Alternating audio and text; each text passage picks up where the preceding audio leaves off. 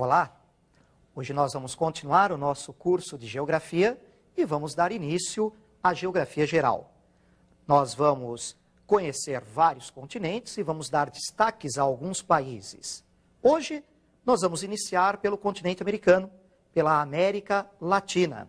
Vamos falar do México e da América Central. Geograficamente, o México está localizado na América do Norte, mas por suas características culturais, históricas, socioeconômicas, nós inserimos o México na América Latina, junto com a América Central e a América do Sul. Vamos começar conhecendo as características físicas do México através do seu mapa. O relevo mexicano apresenta algumas características interessantes. Na sua porção oeste, encontramos a Sierra Madre Ocidental e, a leste, a Sierra Madre Oriental. Essas serras chegam a 4.000 metros de altitude e entre elas está o Planalto Central Mexicano. A rede hidrográfica do México é relativamente pobre e podemos destacar ao norte o Rio Grande, na fronteira com os Estados Unidos da América. O México apresenta ao norte áreas desérticas e na sua porção centro-sul o clima tropical como predominante. E aí nós vamos encontrar as florestas tropicais semelhantes à Mata Atlântica, especialmente junto à América Central. A população mexicana, atualmente ao redor de 100 milhões de habitantes, é de maioria mestiça. Mestiços de brancos com indígenas. Lembre-se, o México sofreu colonização espanhola e, nesse país, viveram importantes civilizações pré-colombianas, como os astecas e os maias.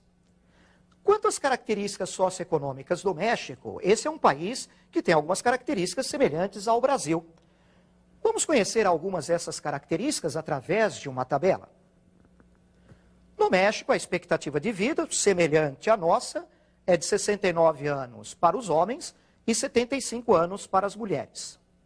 A taxa de analfabetismo, inferior à brasileira, é de 10%. E a mortalidade infantil, preocupante, como a nossa, de 31 por 1.000. A população mexicana está concentrada especialmente no centro do país, onde estão algumas das suas maiores cidades. A economia mexicana, que é importante conhecermos também, lembra que no centro do país também há uma forte concentração do setor industrial.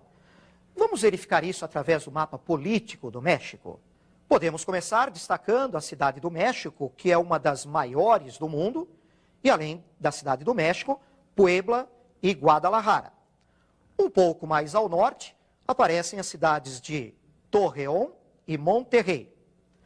Junto ao litoral do Golfo do México, destacamos Tampico e Veracruz. E essa é uma área importante na produção de petróleo. E mais ao norte, junto à fronteira com os Estados Unidos, Ciudad Juárez e Tijuana. Na economia mexicana é muito importante essa questão do petróleo. O México é um importante produtor e exportador de petróleo no continente americano. Não é membro da OPEP, mas a sua produção é importante. E o México exporta esse petróleo principalmente para os Estados Unidos da América. Na economia mexicana, podemos destacar, na agricultura, a sua produção de cana-de-açúcar, de café, de algodão e de arroz. E podemos complementar também com a pecuária extensiva de corte. O desenvolvimento industrial do país, além da região central, que é importante, também apresenta outros centros industriais ao norte, inclusive recebendo investimentos de empresas americanas em virtude da participação do México no NAFTA, o Acordo de Livre Comércio da América do Norte. Agora vamos conhecer a América Central. Inicialmente, as características físicas da América Central. Vamos ver o mapa. A América Central pode ser dividida em uma porção continental, uma faixa estreita de terra que liga a América do Norte com a América do Sul, e uma porção insular formada por ilhas, as chamadas Antilhas. O relevo é simples, pequenas serras e planaltos no interior e estreitas planícies litorâneas. A América Central está localizada na zona tropical do globo. E aí nós temos então o predomínio do clima tropical, com a presença também de florestas tropicais. E é uma área típica de atuação dos ventos alísios. São ventos constantes que sopram dos trópicos para o Equador. A população da América Central é pobre. A América Central reúne alguns dos países mais pobres do mundo, como, por exemplo, o Haiti. Vamos conhecer um pouco mais dessa população através de uma outra tabela.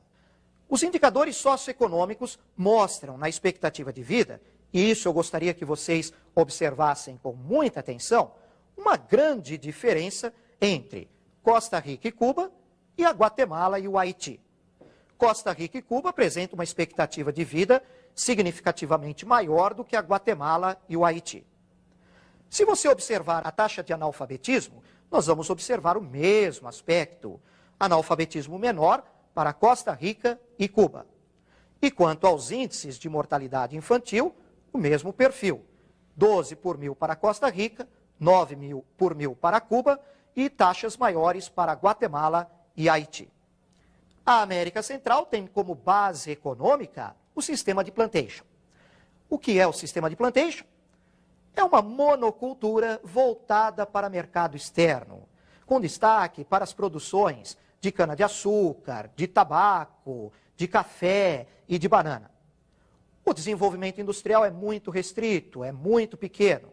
E podemos lembrar também das atividades do turismo e até da ocorrência de alguns paraísos fiscais, como, por exemplo, as Bahamas, Ilhas Caimã e o Panamá.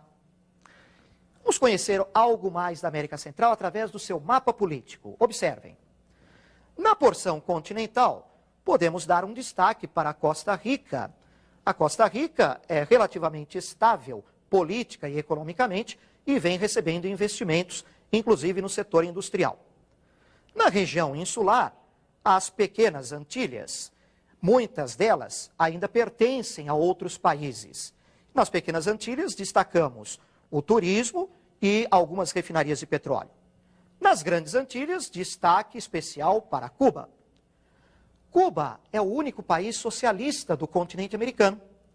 Ainda depende muito das exportações, do açúcar e do tabaco, apesar da Revolução Cubana ter tentado mudar esse perfil. A economia cubana também apresenta indústrias do setor de base, do setor pesado, setor de metalurgia, mecânica. E Cuba está investindo novamente no turismo, através de investimentos estrangeiros, recuperando este setor que já foi muito importante para a economia do país. Nós conhecemos, assim, muitas das características físicas, humanas e econômicas do México e da América Central. Mas só isso não basta para o seu vestibular. É importante que você conheça também as atualidades dessa região e alguns importantes aspectos geopolíticos da região da América Central e do México. Nós preparamos algumas questões que eu vou analisar para vocês e passar mais algo do conteúdo dessa região que é muito importante. Vamos ver então, vamos observar a primeira questão que preparamos. Por que a economia cubana entrou em crise nos anos 90? Essa crise econômica em Cuba, ela tem várias razões. A principal é a extinção da União Soviética no início da década de 90. A economia soviética era importante para Cuba como parceiro econômico e a União Soviética subsidiava muito a economia cubana. Mas, com a extinção da União Soviética, essa ajuda econômica foi cortada. Claro que nós precisamos lembrar também de um outro fator importante para explicar essa crise econômica em Cuba: o embargo comercial norte-americano. Um bloqueio, um boicote comercial liderado pelos Estados Unidos desde os anos 60. E qual é o objetivo desse embargo comercial? Evidentemente, forçar reformas em Cuba. Os Estados Unidos não aceitam até hoje o resultado da Revolução Cubana.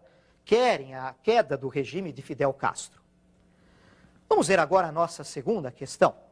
quais são as consequências dessa crise? Com a crise econômica em Cuba, evidentemente, a sua produção caiu. O setor industrial e o setor agrícola tiveram uma queda de produção. Faltam combustíveis, há problemas nas áreas de transporte e também há problemas para o governo cubano manter os seus programas na área de educação, de saúde, de ciência, de medicina. Há, portanto, uma queda do padrão de vida dessa população cubana, dificuldades para o país. Vamos ver agora a nossa terceira questão. Como podemos caracterizar os movimentos migratórios nessa região? Como se trata de uma região subdesenvolvida, pobre, há uma migração de pessoas da América Central e do México em direção aos Estados Unidos da América, principalmente. Os mexicanos entram ilegalmente nos Estados Unidos através do Rio Grande ou então através da Califórnia. Da América Central saem porto-riquenhos, haitianos e cubanos. Muitos cubanos têm enfrentado o Estreito da Flórida para entrar ilegalmente nos Estados Unidos. E alguns deles têm naufragado nesse estreito. São os chamados balseiros. Vamos ver agora mais uma questão. O México e a América Central são áreas politicamente instáveis. A instabilidade econômica é acompanhada também pela instabilidade política. México e América Central apresentam esse perfil.